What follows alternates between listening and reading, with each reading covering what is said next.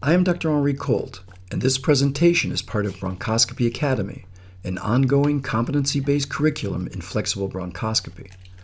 The goal of this work is to improve procedural understanding, anatomical recognition, and clinical judgment while helping reduce patient suffering associated with unequal expertise and inconsistent training. In this session, we will review variant anatomy of the airway. The emphasis is not pathology, but normal variations, those findings that initially appear unusual during bronchoscopy, yet may represent benign anatomic differences rather than disease. Learning normal bronchial anatomy is only the beginning. The next step is recognizing how much normal anatomy varies from one patient to another. This becomes important because inexperienced bronchoscopists sometimes mistake variants for pathology, while subtle disease may occasionally be dismissed as normal variations. Experience helps distinguish the two. The images shown here illustrate a variation in epiglottic shape, ranging from relatively thin configurations to thicker omega-shaped structures. These appearances may initially seem abnormal to trainees encountering them for the first time, particularly when the omega configuration is pronounced. Yet variation in shape alone does not imply pathology. Bronchoscopy repeatedly teaches an important lesson. Unusual does not necessarily mean abnormal. This example shows a cartilaginous tracheal protuberance in a patient without respiratory symptoms. The clinical context matters. Finding a protrusion within an airway naturally raises concern regarding neoplasm or external compression, yet isolated structural variants may occur in asymptomatic individuals. The appearance should be documented carefully. Interpretation depends upon associated findings and clinical context. The diagrams shown here review right and left bronchial anatomy. Variant anatomy only becomes recognizable once expected anatomy is familiar. In other words, one learns abnormality by first learning normality. The arytenoids shown here demonstrate enlargement, with examples during open and closed positioning. Prominent arytenoids may be encountered incidentally and can occasionally create concern regarding edema or inflammation. Again, appearance should be interpreted together with symptoms, mobility, surrounding structure, and clinical context. Normal airway secretions are usually clear and frothy.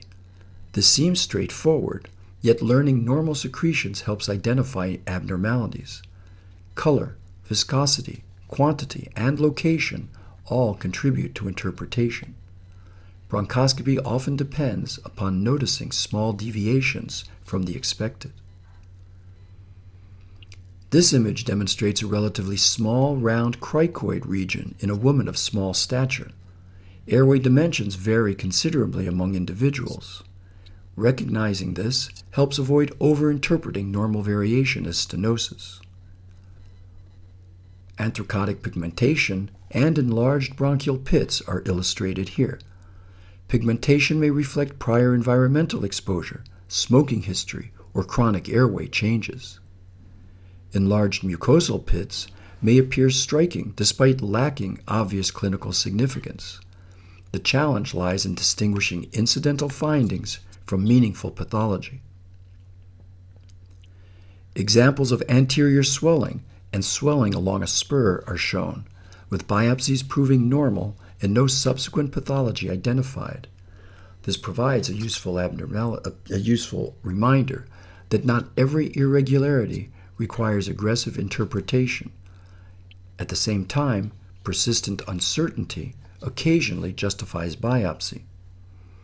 Clinical judgment occupies the space between dismissal and overreaction. One way to address procedural findings is to believe that everything is abnormal until proven otherwise.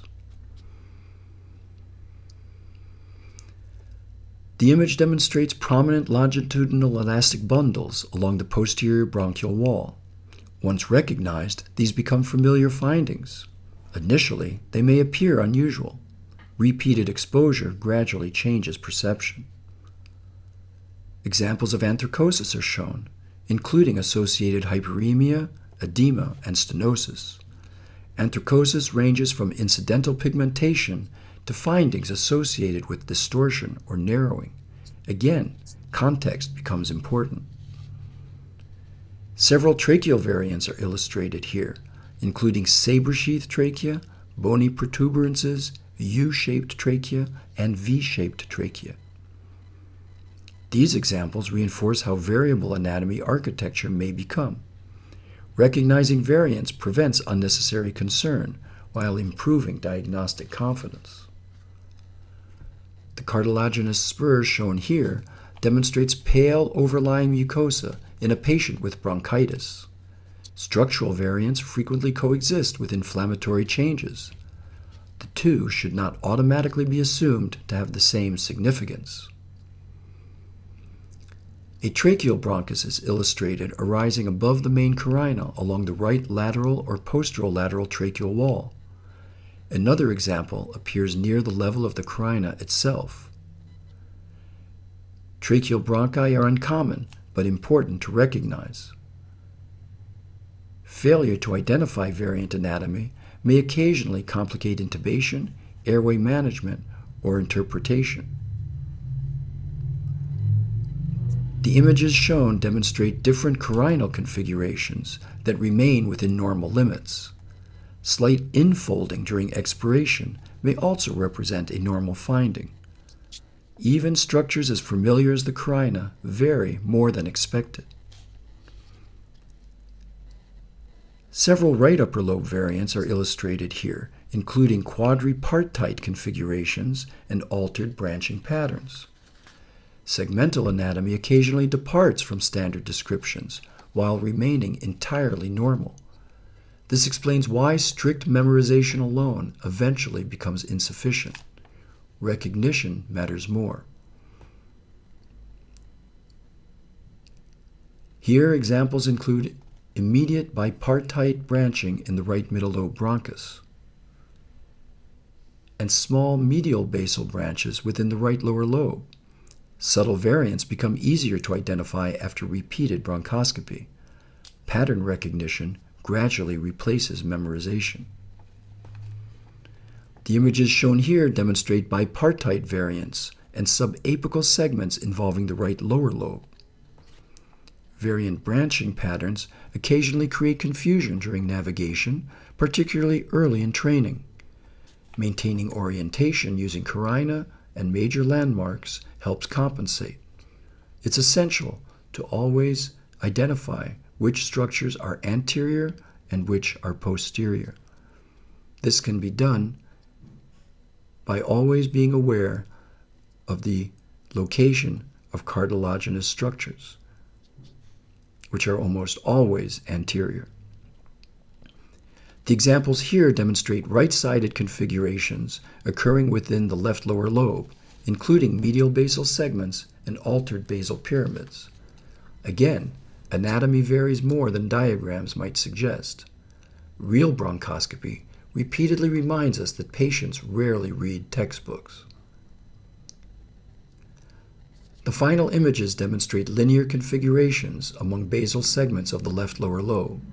The practical lesson throughout this lecture is not memorization of every variant. Rather, it is developing enough familiarity with normal anatomy that variants become recognizable without immediately being labeled as abnormal pathology. Of the 8 basic principles in the art of bronchoscopy, 3 are particularly relevant to this lecture. The first is to stay in the midline, because staying in the midline enhances a comfortable procedure and helps maintain orientation. The second is to slow down and think before acting. Analyze, identify, and think about each anatomic structure. And the third, of course, and you've heard this before, if you don't know where you are, you probably shouldn't be there. Sometimes it is best to retract the bronchoscope, move back to the last location where you knew where you were, and then proceed very decisively, trying to stay aware of your precise location as you advance the scope throughout the airway examination. Bronchoscopy Academy is part of an ongoing competency-based approach to bronchoscopy education. Our goal is to reduce patient suffering caused by unequal procedural expertise, inconsistent training, and preventable error. Additional educational resources, reflective essays, and narrated lectures are available at bronchoscopy.org and henricolt.substack.com.